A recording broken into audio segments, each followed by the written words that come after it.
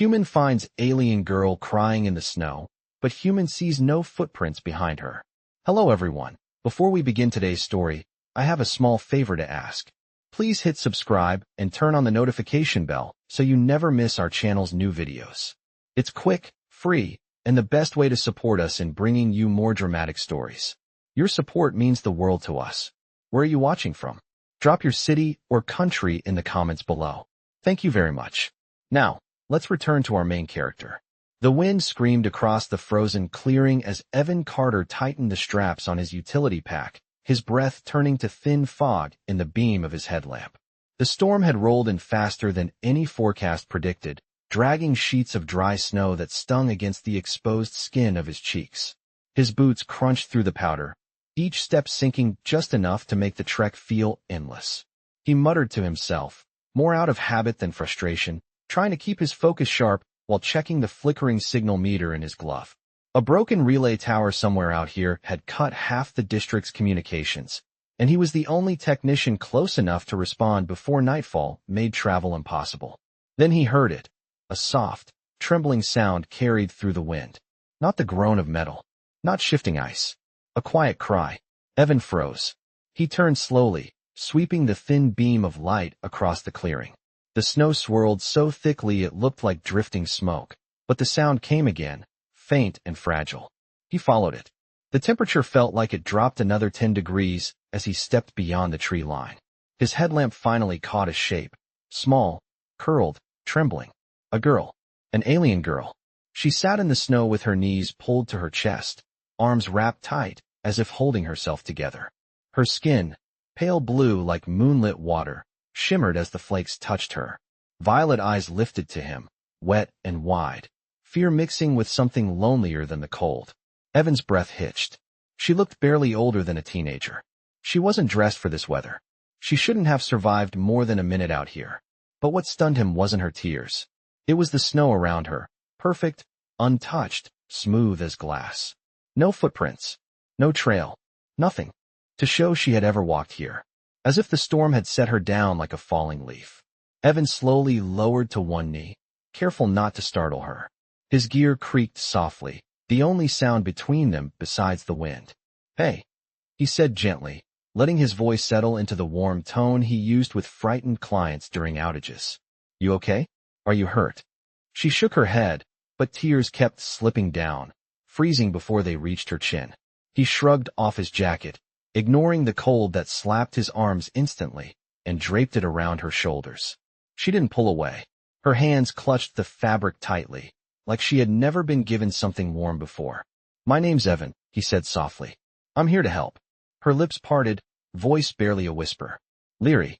The name drifted through the air like a fragile spark. She blinked at him, and for a moment, the storm felt quieter.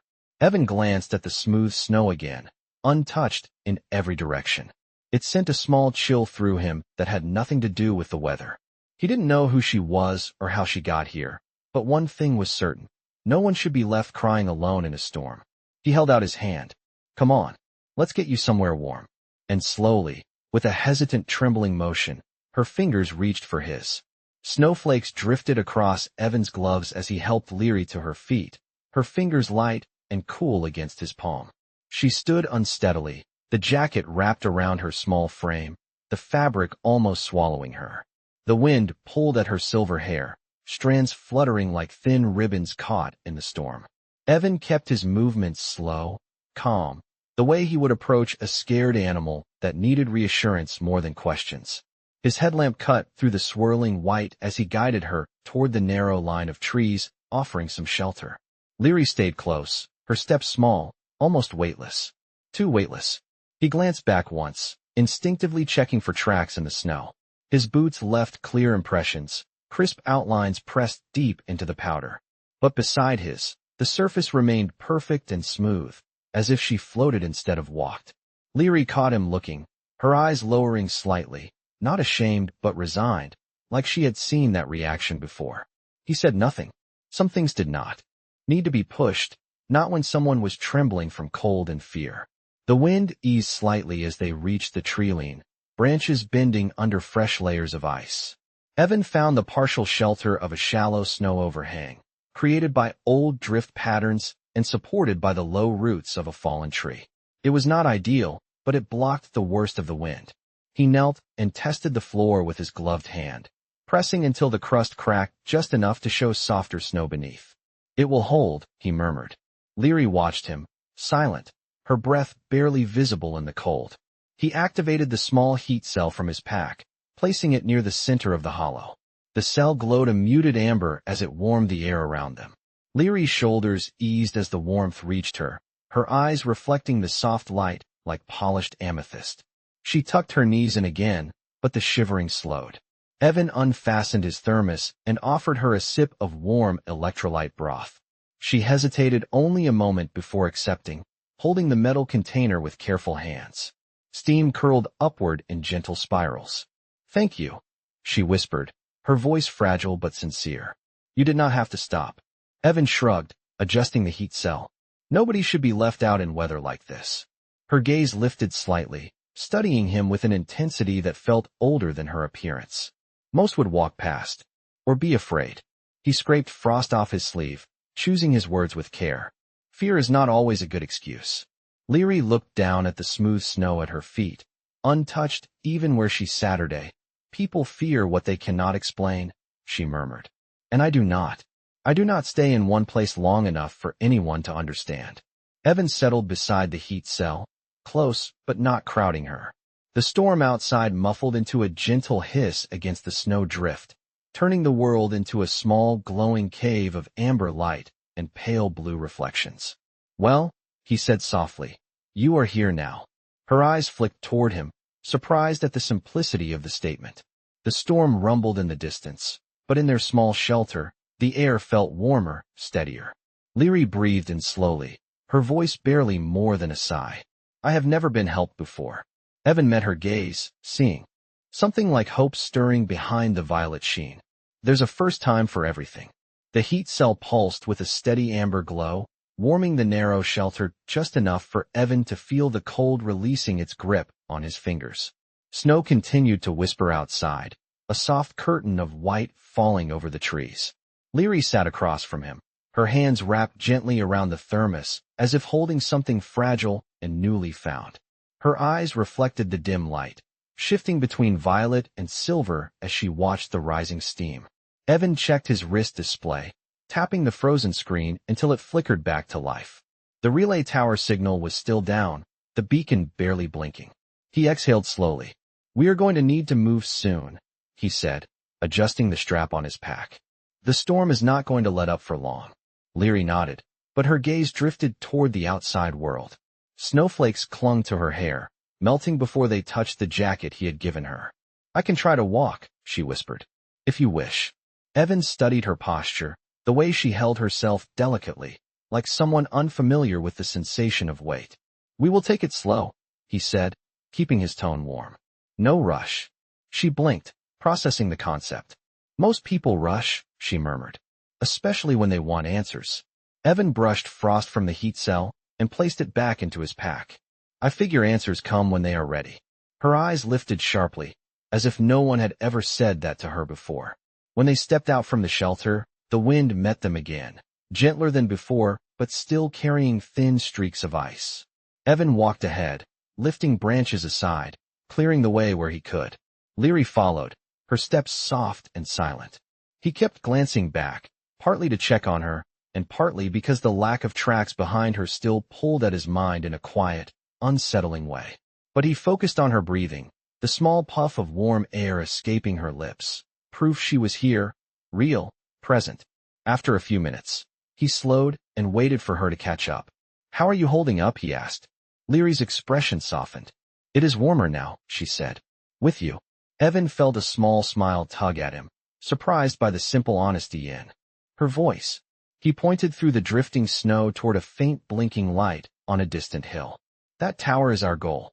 If I can get it restarted, we can call for a transport." Leary tilted her head, curious. "You fix things." "I try," he replied. "Machines usually listen better than people." She considered that, then said quietly, "I have never been anywhere with machines. Or people." The wind carried her words away almost as soon as she spoke them. but Evan caught enough to feel a knot tighten in his chest. "Were you alone before I found you?" he asked carefully.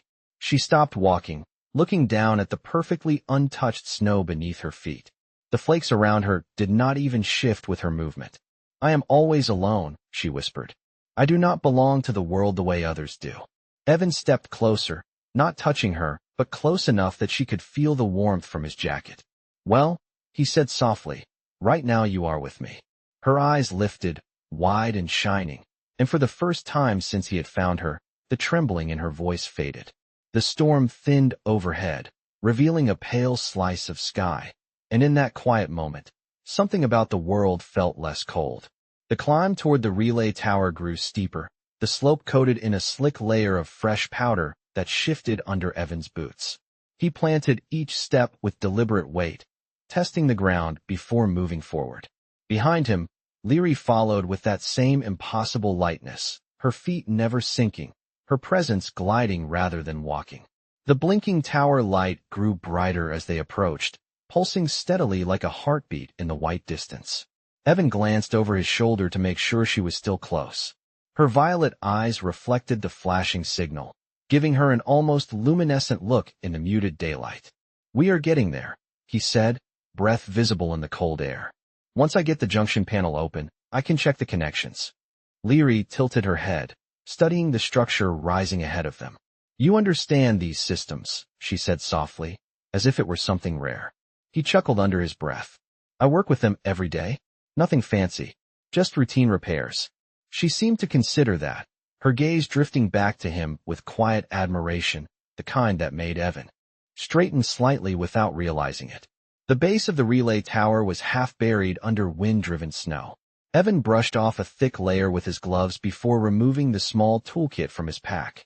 The casing's locking mechanism was frozen, so he warmed it with his hands, letting his breath thaw the rim until it gave way with a soft click. "There we go," he murmured. Wires and circuits glinted beneath the panel, cold and unresponsive. Leary crouched beside him, watching with curiosity rather than fear. Snowflakes hovered above her shoulders without melting, suspended in a faint shimmer of air he could not explain.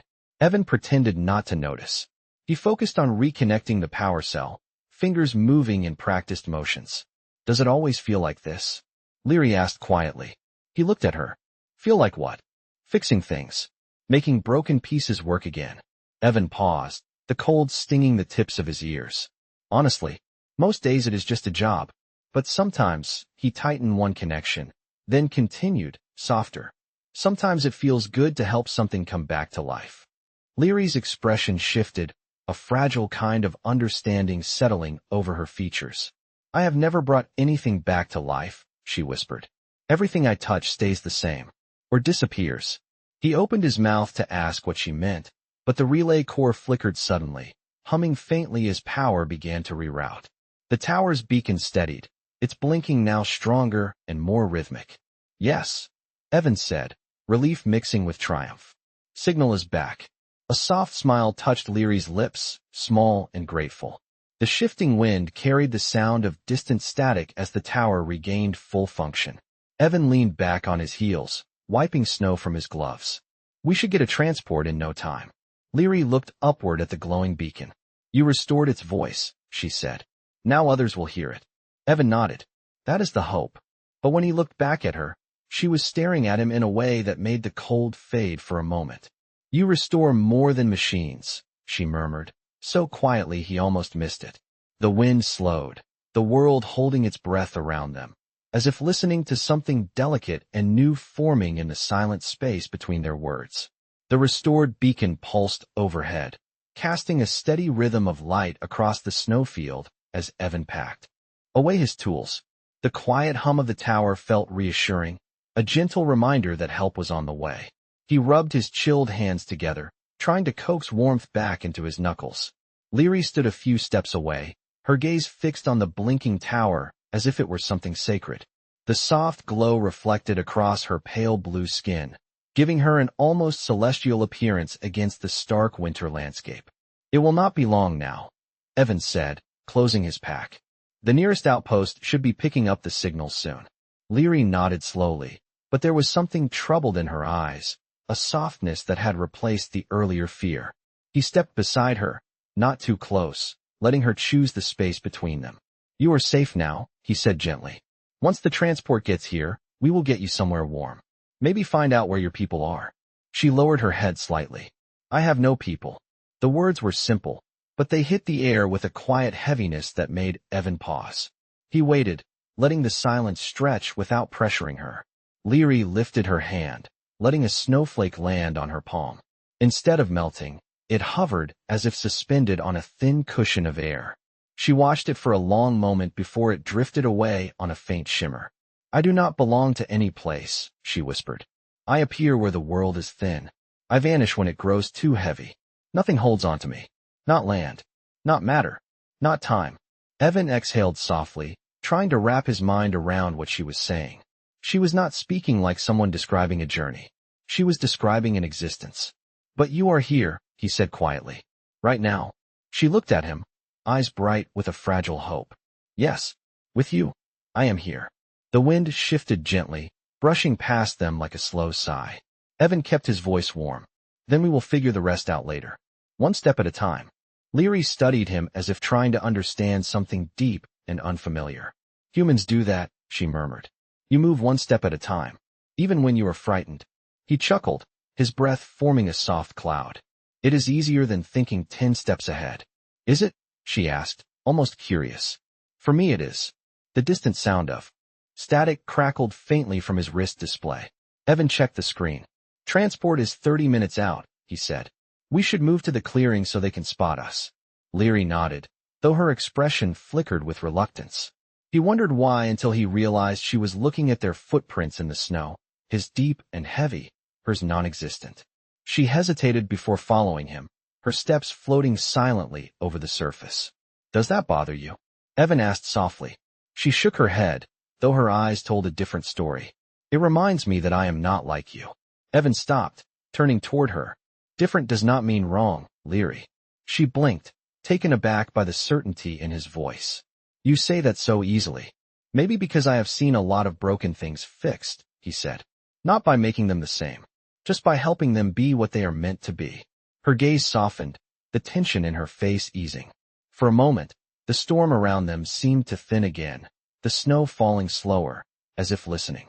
Leary stepped closer, the faint shimmer around her dissolving slightly. "With you," she whispered, "I feel more real." Evan swallowed against the cold in his throat and nodded. "That is because you are." They continued walking toward the clearing, the tower's beacon blinking behind them like a steady heartbeat in the winter sky. The snow settled into a gentle drift as Evan and Leary reached the open clearing, a wide stretch of pale ground bordered by frost-laden trees.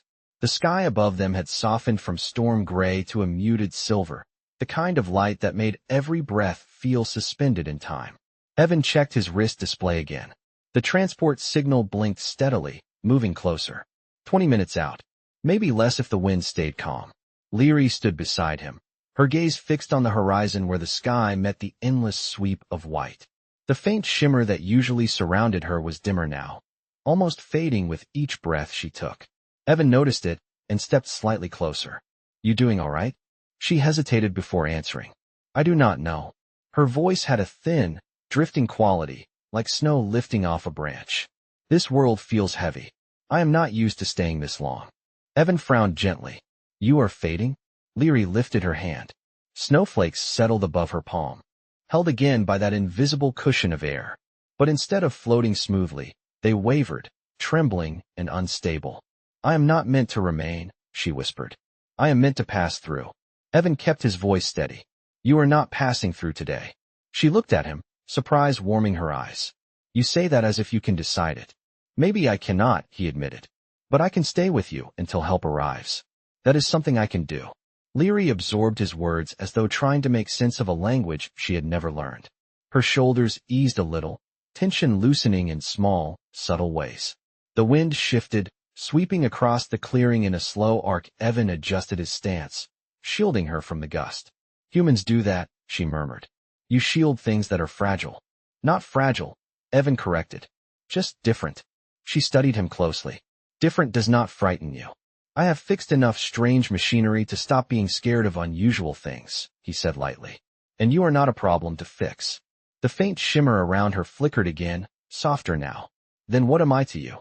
Evan paused, snow crunching softly under his boots as he shifted his weight. He chose his words with care. Someone who deserves to be okay. Someone who should not be left alone in a storm. For a long moment, Leary did not speak.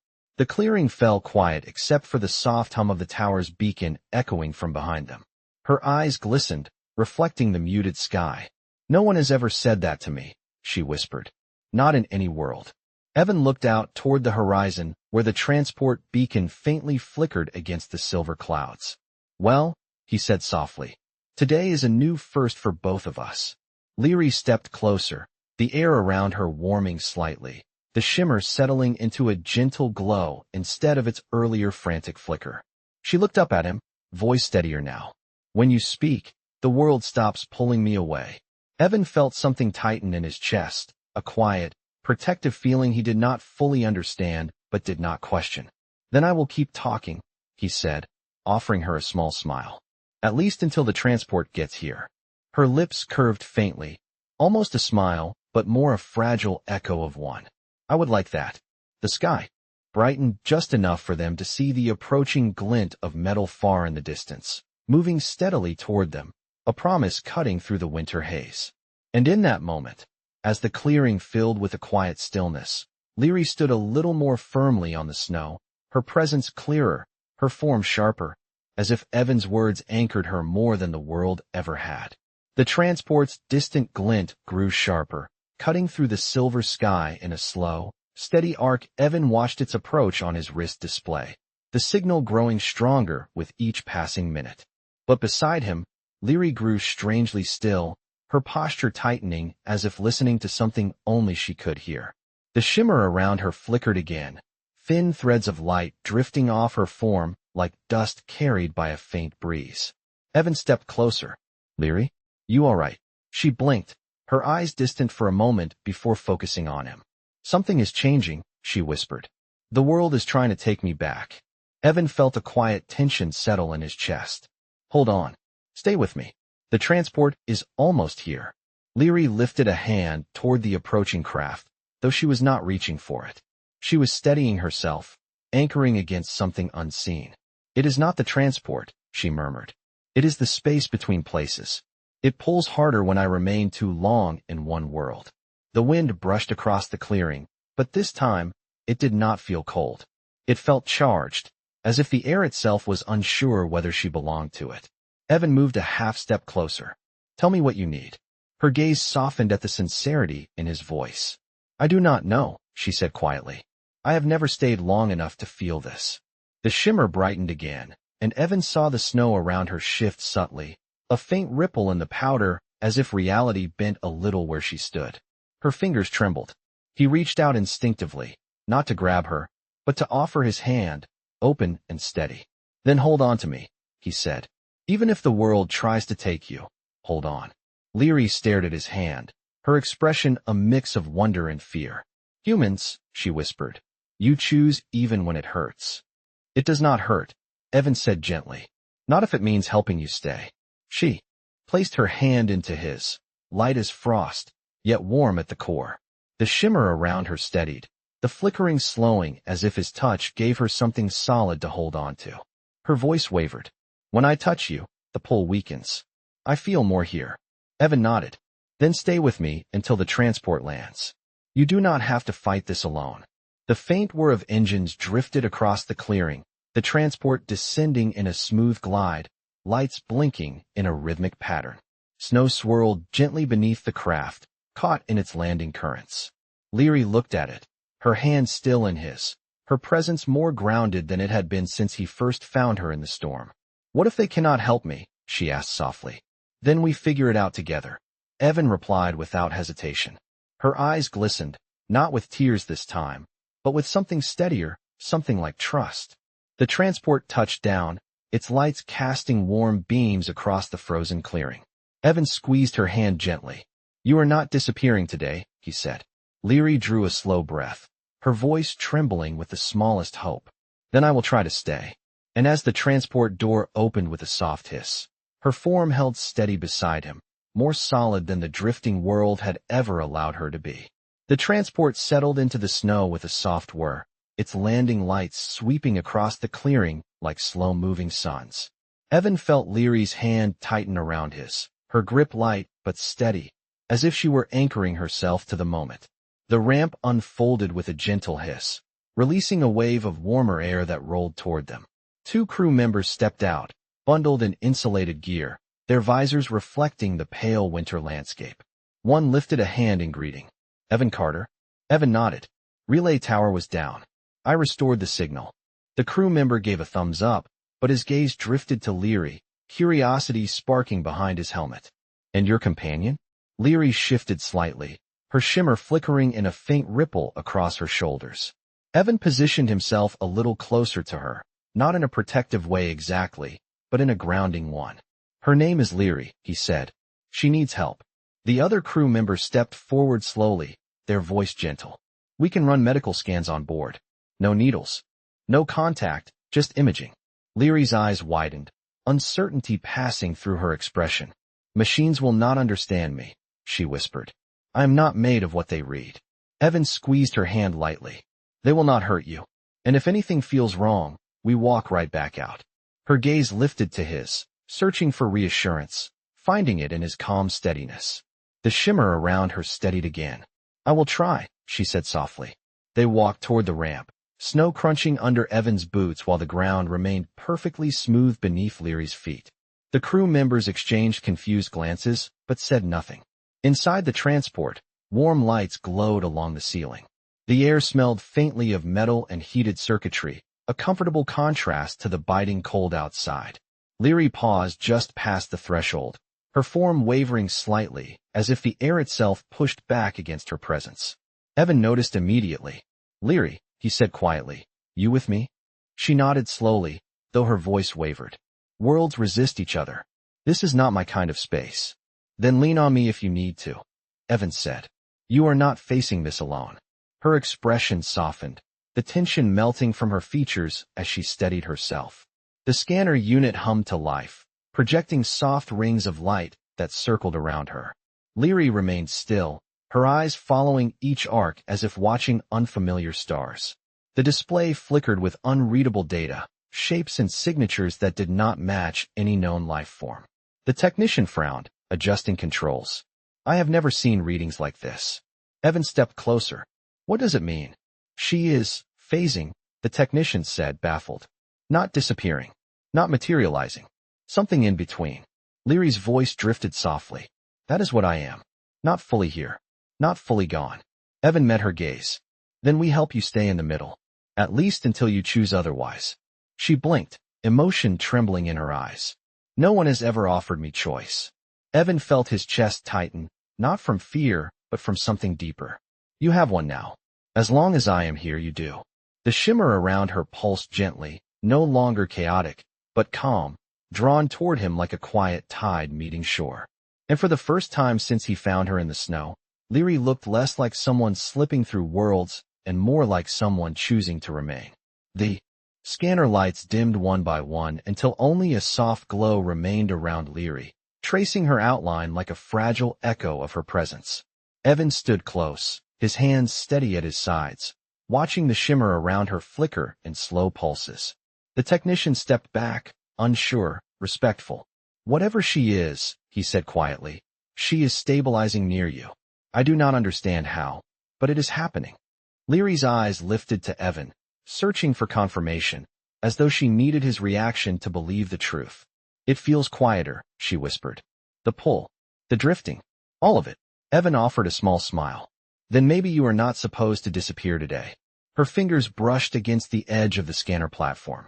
Instead of passing through it, they rested lightly on the surface, solid and real. She stared at her own hand, wonder softening every line of her face. "This has never happened," she breathed. "In any place. In any world." The technician cleared his throat, gentle. "We can take you both to the central outpost. They have specialists who might understand more." Leary's shimmer wavered, a faint tremble of uncertainty. Evan noticed instantly. He touched her arm lightly, careful and warm. Only if you want to, he said. No one is forcing you anywhere. Leary turned fully toward him, the background hum of the transport fading until it felt like the world had narrowed to just their breaths in the warm cabin air. You keep saying that, she murmured. As if I have choices. You do, Evan said. You are here, and you get to choose what comes next. A quiet silence settled between them, not empty but full, like snowfall waiting to touch ground. Her eyes glistened with something bright. If I choose to stay, she asked softly, will your world keep me? Evan swallowed gently, emotion threading through his voice. My world can be complicated. Cold. Loud. Confusing sometimes. He paused, meeting her gaze with quiet certainty. But I will keep you. The shimmer around her intensified, not chaotic this time, but warm, as if responding to something steady inside her.